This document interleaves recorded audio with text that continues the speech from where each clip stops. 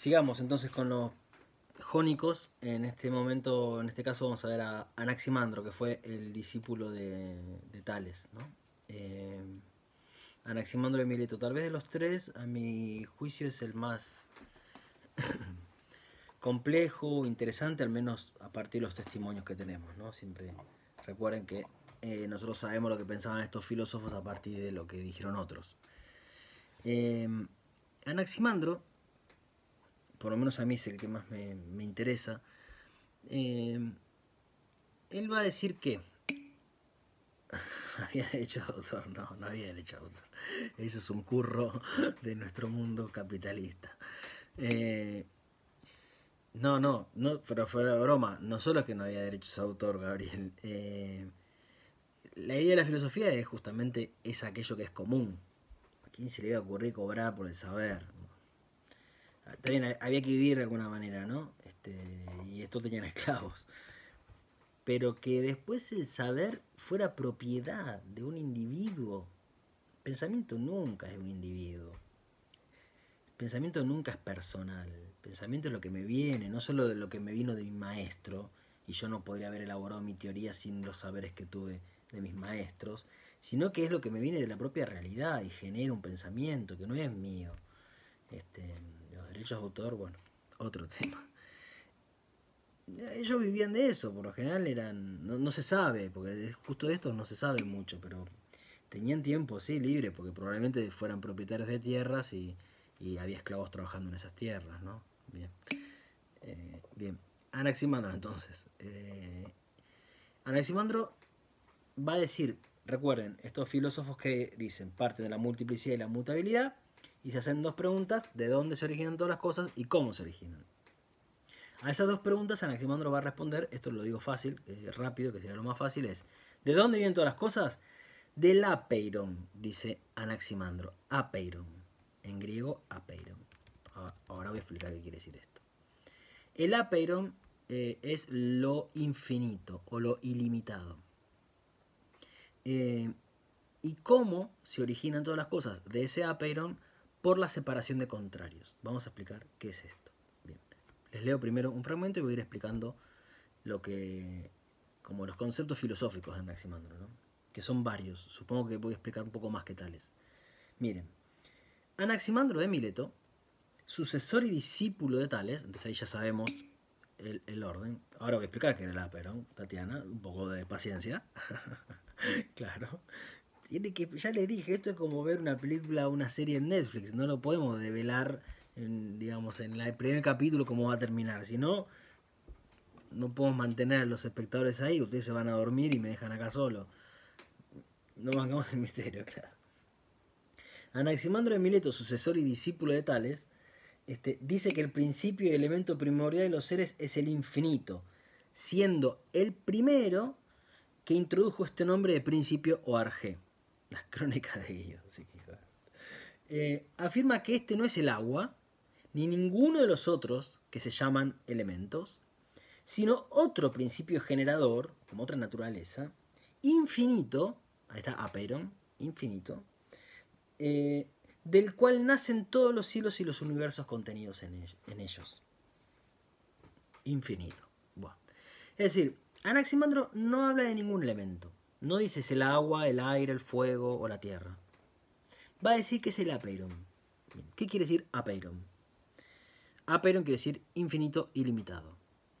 Etimológicamente, apeiron está compuesto de esa A, es la alfa privativa que ya vimos, y peirón viene de peras en principio, que quiere decir límite.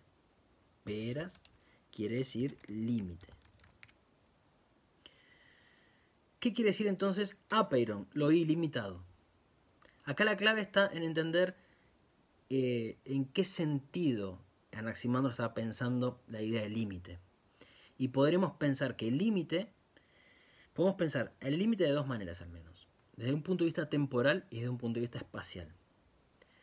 Desde el punto de vista temporal, si digo que en el origen está el apeiron, es decir, un ser que es materia, ya sabemos que para estos tipos todo es materia, una materia que es lo que es apeiron, ¿por qué? Porque no tiene límites temporales. ¿Qué querría decir? Primero, muy importante, no tiene principio, porque Él es el principio. Entonces no puede tener principio. Es ilimitado temporalmente, no tiene principio. No tener límite temporal también quiere decir que no tiene término o fin. Entonces no muere. Como va a decir más adelante, es indestructible, es inengendrado e indestructible. Son dos características que toda arjé debería tener. Porque para que un ser sea arjé, tiene que ser inengendrado, si no, no sería principio, y tiene que ser indestructible, si no, dejaría de ser, y entonces dejaría de ser el principio de lo real, porque ya no sería más. Entonces, apeiron es lo que no tiene límites en un sentido temporal. Eso se puede entender bien. También podríamos entender apeiron en el sentido de no tener límites espaciales. Y acá viene un truquito que hay que poder entender, un matiz. ¿Qué quiere decir que el apeiron no tiene límites espacialmente hablando?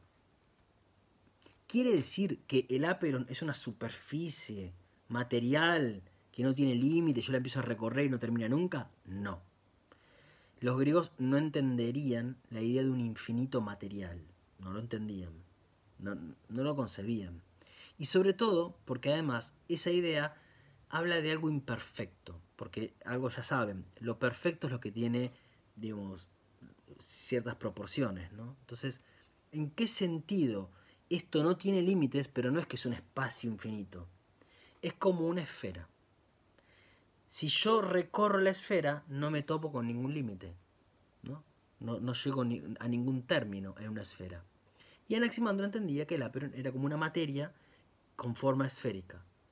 Y entonces, materialmente no tiene límites exteriores. No hay nada más allá del apeiron. Todo es apeiron. Lo real, el cosmos, la naturaleza, es el apeiron.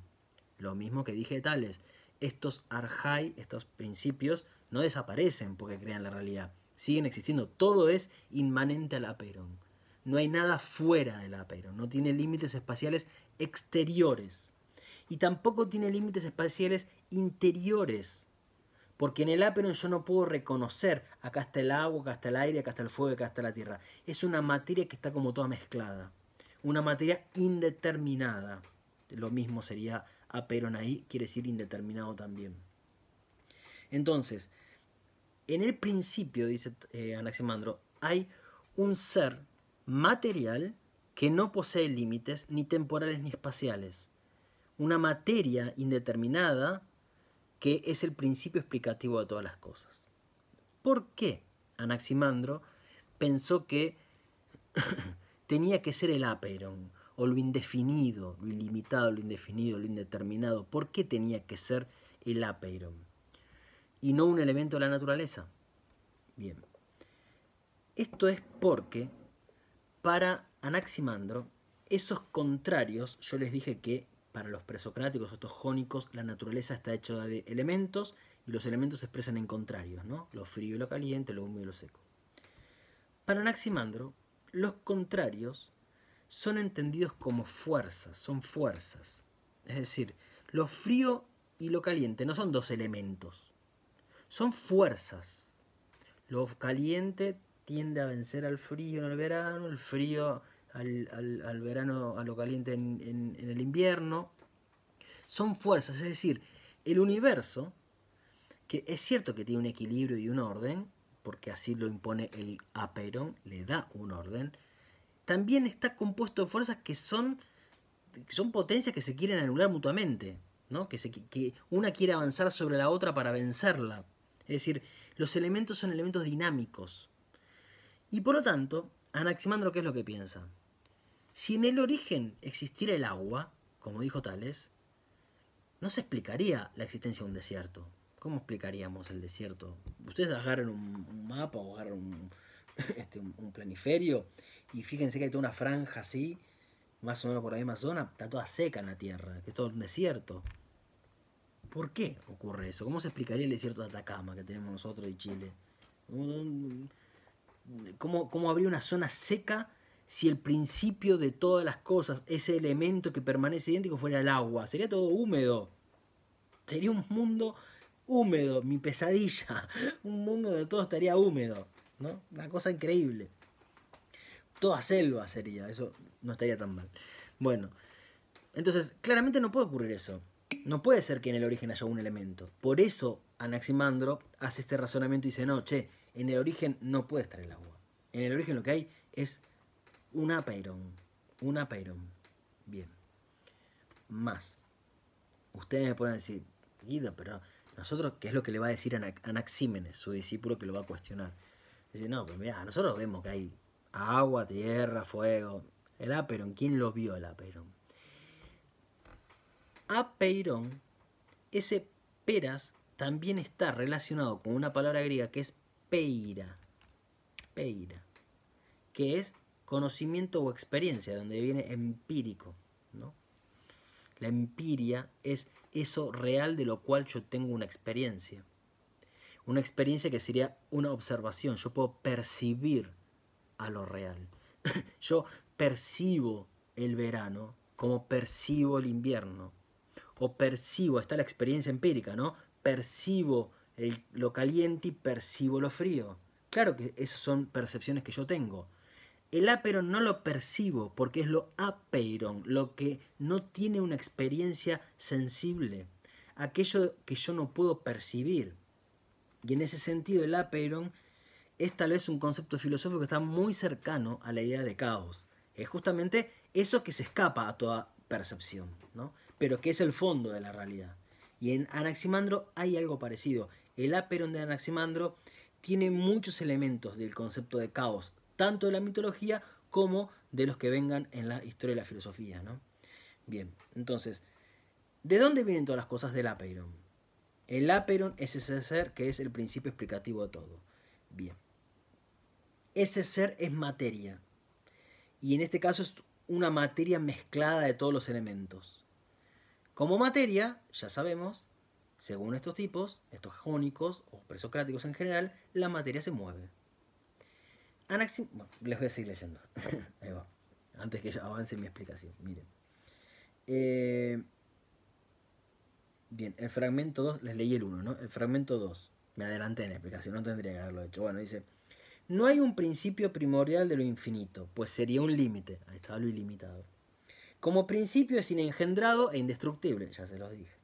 Pues lo que es engendrado es necesario que tenga un fin. Por lo menos así pensaban los griegos, ¿no? Lo que nació va a morir. Y hay un término para cada destrucción. Por ello, como decimos, no parece que de esto haya principio, sino, por el contrario, que esto es el principio de las otras cosas y las contiene y rige a todas. Toda la idea de la G, contiene y rige, ¿no?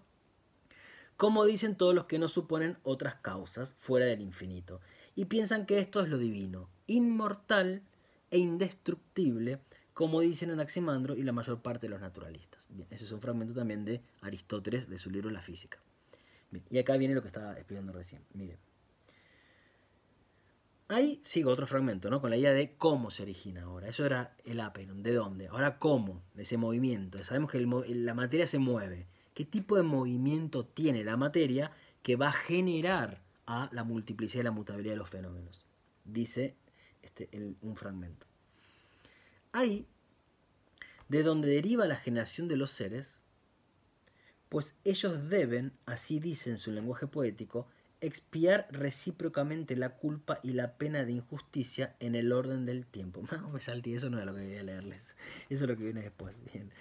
Ese es el fragmento 4. El 3 que me salté es: él no hace consistir la generación en un transformarse de la sustancia elemental, sino en el separarse de los contrarios, por obra del movimiento eterno. Vamos a decir, en Tales la materia parecía que se transformaba por ese flujo universal. Él no dice que la materia se transforma, sino la materia que está toda mezclada se separa. Bien. Anaximandro dice que los contrarios inherentes a la sustancia, que es un cuerpo infinito, el apeiron, se separan, llamando él por primera vez a la sustancia con el nombre de principio, ¿no? De Arge. Y los contrarios son calor y frío, seco, húmedo y otros semejantes. Bien. Entonces, ¿qué es lo que pasa? Esta materia que se mueve tiene un movimiento que es un movimiento como de circular, como como si fueran torbellinos que hay dentro de la materia, ¿no? como movimientos centrífugos de la materia, ¿no? Entonces, está todo mezclado. Eso es una cosa media tonta para el ejemplo que les voy a dar, no lo que dice Anaximandro. Pero yo creo que es así de claro. Tal vez alguno de ustedes en su casa tiene un coinor, ¿no? Esos secarropas, ¿no? Eso que da vuelta. Yo pongo la ropa, ¿no? Entonces, pongo la ropa húmeda en ese aparato. Yo no tengo, no sé ni qué es eso, pero yo pongo esa ropa ahí. Lo prendo y eso empieza a girar. ¿Y qué es lo que pasa con la materia que está toda mezclada, ¿no? Yo tengo ropa y agua mezclada. ¿Qué es lo que pasa? Se separa el agua de la ropa. Se separa, ¿no? ¿Y qué es lo que pasa? El elemento más liviano va hacia la periferia y el pesado queda en el centro. La ropa queda ahí y el agua se va. El que no entiende esto nunca lavó ropa. Son unos roñosos si no entienden esto. Pero es así, ¿no? Yo si pongo a centrifugar una ropa mojada, el elemento más liviano, más sutil que posee eso que yo puse en el centro, que era ropa y humedad, se despega, se separa.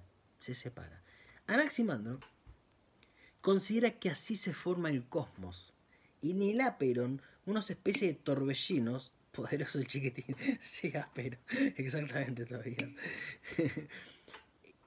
Aparecen como unos torbellinos en esta materia que separan los elementos.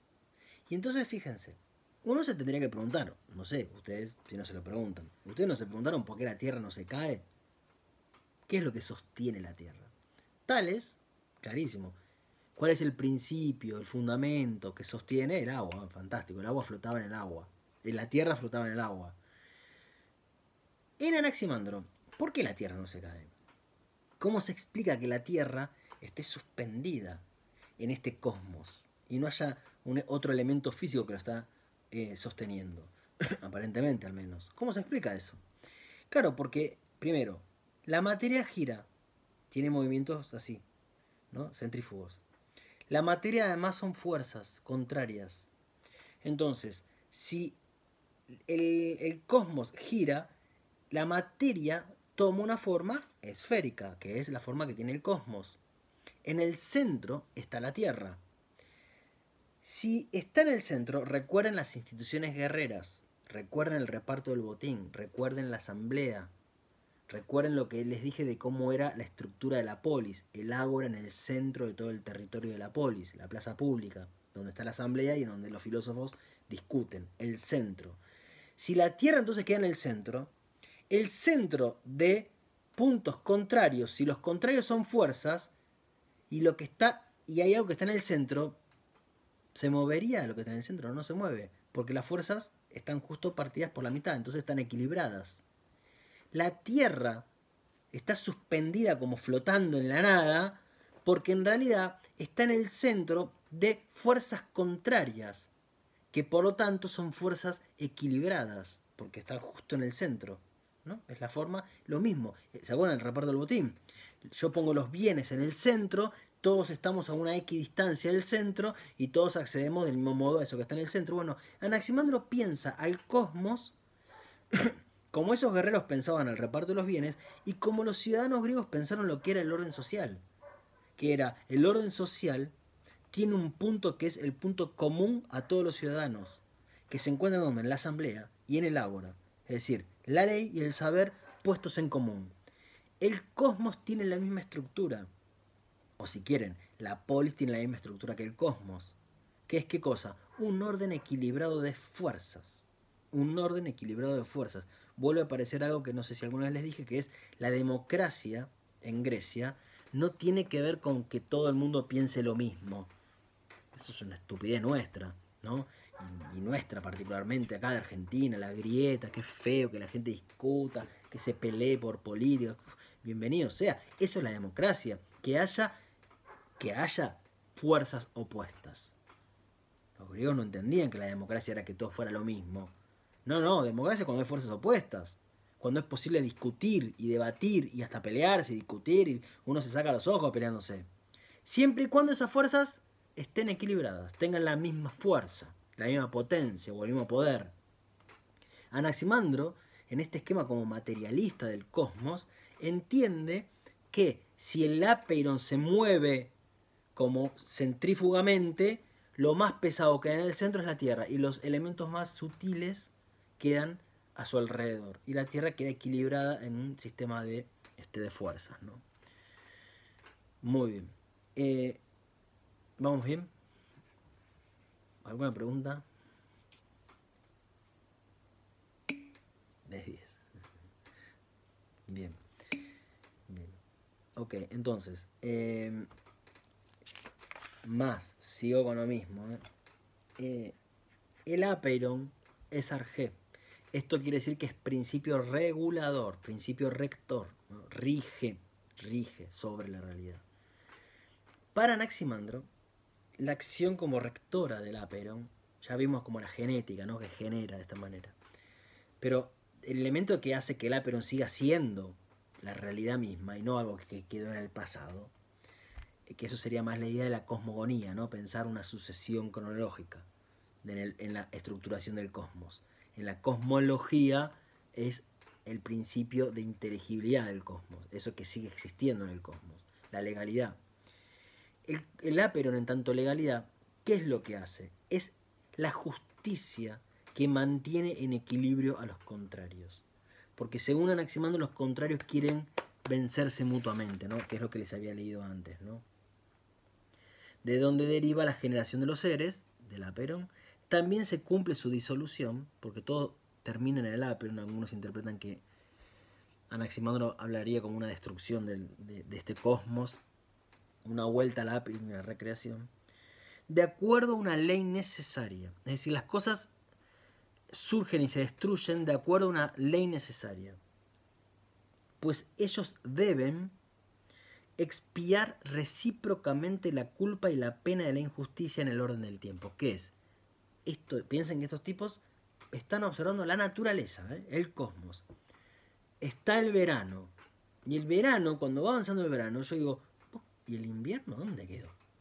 Es como si el calor se hubiera devorado todo el frío. No queda nada. Uno quiere respirar un poco de aire fresco, se lo tiene que inventar con un aire acondicionado. Es imposible encontrar aire fresco en verano. Y tenemos 40 grados y yo me quiero suicidar. Y uno dice, che, acá se rompió el equilibrio.